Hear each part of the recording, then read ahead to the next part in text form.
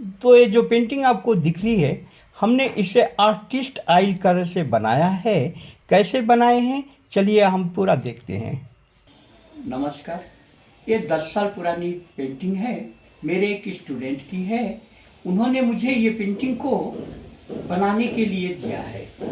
चलिए बनाते हैं, और बनाते बनाते आपको बता भी दूंगा क्यों दिए, कैसे दिए। इस पुरानी पेंटिंग को हम नए का रूप दे देते हैं। इसको रिकंस्ट्रक्शन कैसे किया जाता आपको बताता हूँ। तो बैकग्राउंड को हमने क्या किया है, वाइट, ब्लू और ग्रे वी ग्रेड से इसको हमने चेंज कर लेंगे।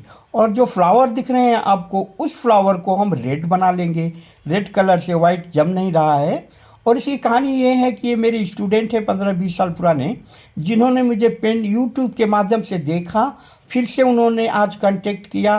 कांटेक्ट कर लेने के बाद कहा, सर जी इसे फिर हमें बना के दे दीजिए। मैं तो अब बना नहीं पाऊँगी क्योंकि बहुत बुजुर्ग हो गई हैं वो।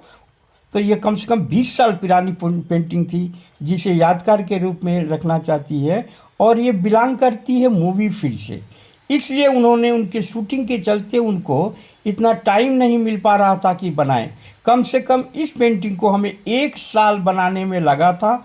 महीने में सिर्फ एक क्लास होती थी। जाते थे, क्लास करते थे, थोड़े बातें करते थे, बस चल देते थे वो। इस तरह 1 साल के बाद मैंने इस पेंटिंग को, क्लास को बंद कर दिया, उनका क्लास।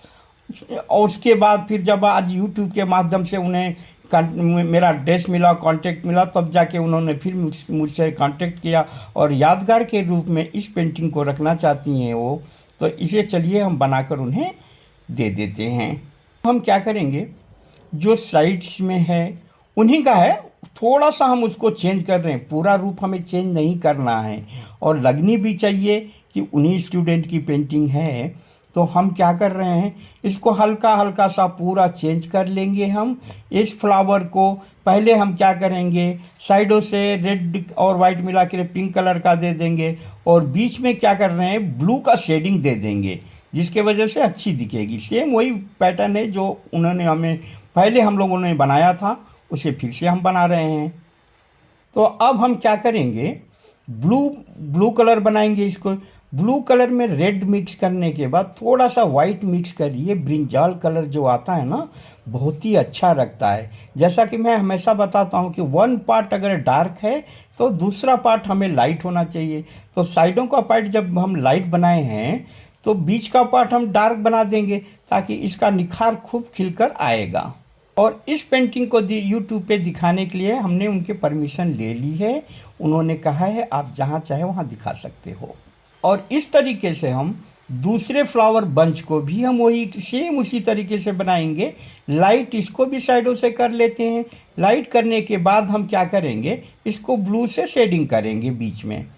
तो चलिए अब हम क्या करते हैं, फ्लावर जो है, गुलाब का जो फूल यहाँ पे दिख रहा है, एक जैसा है। क्योंकि ये पहली बेस ही बनी हुई थी पेंटिंग, हम इसके ऊपर शेडिंग नहीं दे पाए थे, कर पाए थे। सिर्फ ड्राइंग हुई। ड्राइंग होने के बाद हमने फर्स्ट कोट लगाया।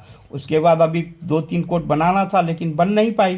तो चलिए अब इसको हम क्या करते हैं, ऑलवेज हम एक पार्ट अगर लाइट रहेगा तो दूसरा पार्ट डार्क करना ज़रूरी है। और कभी भी आप फ्लावर बनाएं तो ऊपर का पार्ट ही लाइट करें, क्योंकि वहाँ रोशनी गिरती है, इससे वो वाइट रहता है। तो इसको हम ऊपर को पार्ट को लाइट कर देते हैं और नीचे को पार्ट को हम डार्क कर देंगे। इसमें कैडमियम येलो का पहले शेडिंग देंगे डार्क बनाने के लिए। कैडमियम येलो का हल्का सा हम शेडिंग दे लेते हैं। अब इसके बाद हम क्या करेंगे, फूलों को जो हमने कैडमियम येलो से बना लिया है। बनाने के बाद हम क्या करेंगे, इसमें हल्का सा ऑरेंज की भी शेडिंग देंगे। ऑरेंज के शेडिंग देने से और ये पत्तियां डार्क हो जाएंगी। नीचे का साइड जो रहता है ना, उसे हमें डार्क दिखाना है। इस तरीके से हम सारे पत्तियों को बना लेते हैं। और उन्होंने जिन्होंने हमें दिया था, हमें 20 साल के बाद देखने के बाद उनके आंख में आंसू आ गया। पहले हम कितना मिलके रहते थे, आज 20 साल के बाद मिलने के बाद वो खुशी देखने लायक थी उनके चेहरे पे। इस तरीके से हम सारे फ्लावर्स को बना ले रहे हैं। सारे फ्लावर्स को सेम बना लेंगे डार्क लाइट के शेड से। इस फ्लावर को हम कंप्लीट कर ले रहे हैं टोटली। फ्लावर कंप्लीट होने के बाद हम अब क्या करते हैं, जो इस साइड का राइट हैंड का जो बैकग्राउंड था, इसको फूल को दिखाना है तो हम क्या करेंगे, फूल लाइट कलर का है तो इस साइड थोड़ा हम ब्लू कलर का मिक्सिंग लेंगे ताकि फ्लावर का क्लैरिटी नज़र आए। फ्लावर को हम ब्लू कलर से, साइडों का जो बैकग्राउंड है उसे हमने क्या किया है, ब्लू की शेडिंग दी है, उसमें हल्का सा वाइट मिलाएंगे ताकि फिर ये जो बाकी का जो आपको बैकग्राउंड दिख रहा है उसमें मिल जाए। इतना दूर तक ही हम बनाएंगे। तो इस तरीके से पूरे हम इस अपने इस फूल को देखिए, हमारा पूरा फूल बनकर तैयार हो चुका है और जो ओरिजिनल पत्तियां हैं उनका भी कुछ रहेगा।